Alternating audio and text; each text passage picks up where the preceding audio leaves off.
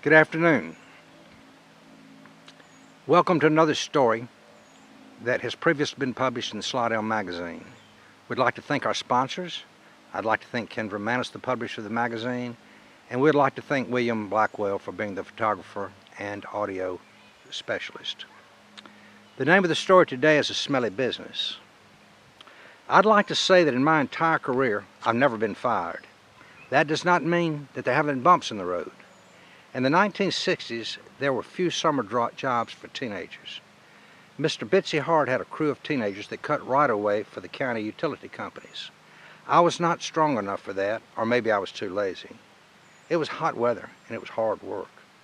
There were no McDonald's or Burger Kings, so there was little opportunity, and when there was opportunity, the pay was very low.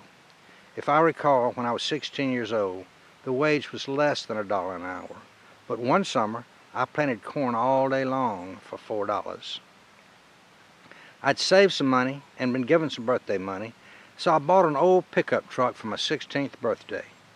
It had a rusty body, but the engine was good. I paid $300 for it. It was transportation in its most basic form.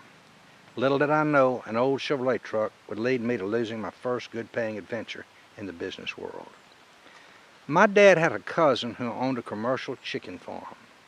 The building housed thousands of chickens, and to explain it simply, a conveyor belt ran under the cages to catch the droppings. The belt transported the chicken manure outside and dumped it in a pile.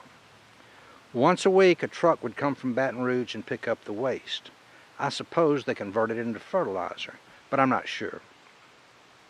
It was July and the weather was hot and dry. The waste company went on strike, resulting in no manure pickup. The pile was growing in size and stench daily. Finally, the odor got so bad it began to affect the laying cycle of the hens, and also disturbed the neighboring farmers, and they were complaining. Cousin Smith called me and asked if I would use my truck to haul off the waste. I had to load it and unload it, but he would give me $7 per truckload. He arranged for me to spread it in a nearby farmer's field. I calculated I could do 3 loads a day and gross $21. This was not a bad wage, even for adult laborers at the time. I also found out that some of the ladies in town wanted to use the chicken manure for fertilizer in their flower beds. They would give me $10 a load.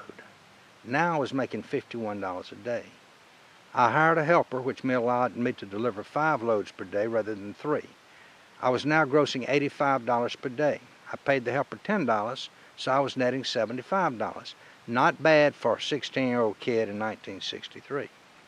I had few expenses as I was burning untaxed illegal farm gas in the truck that only cost 10 cents a gallon. I got it from my uncle, and I probably did not pay him very much for it. I was doing good. By the end of July, it had not rained in about 30 days. The dry weather allowed my business to grow rapidly. The word got around, and a very wealthy, prominent lady called and asked for a load of chicken manure. We delivered it and spread it around her azaleas. It just so happened that the garden club was meeting at her house the next day. They saw how nicely we had spread the fertilizer, and all of them wanted a load. My business went viral, and that was decades before social media. My parents' phone would ring 8 or 10 times a night with customers calling for John's secret nitrogen supplement. That's what I'd named it. Chicken manure did not sound sophisticated. Even the newspaper took notice. They published a picture of me rolling a wheelbarrow with a load of this high nitrogen material. The title of the article was A Smelly Business. That night, a call came to my parents' house, and my dad took the call. He knew the lady calling and knew she was had difficult disposition. She had once cut her neighbor's hedge and cut down 2 of her live oaks, all without even the neighbor's permission, just because she didn't like the way they looked. It was the gossip of the town, and a lawsuit followed. She had a large yard and a long, winding driveway. On each side of the drive were azaleas. She told Dad that she wanted to buy enough fertilizer to cover all her plants. She was not concerned at how much it took or what it would cost. It took 3 loads to accomplish this. That night she called and wanted me to put an additional load on her plants. The next day we did. A few nights later she called my dad and wanted a 3rd load. At this point, Dad informed her that this fertilizer was fresh and had not composted. It was strong and it would burn her plants. She insisted anyway. She wanted a 3rd load. We complied. We had delivered 9 loads and she owed us $153. Most people would give me and my helper a tip, and I was counting on that also.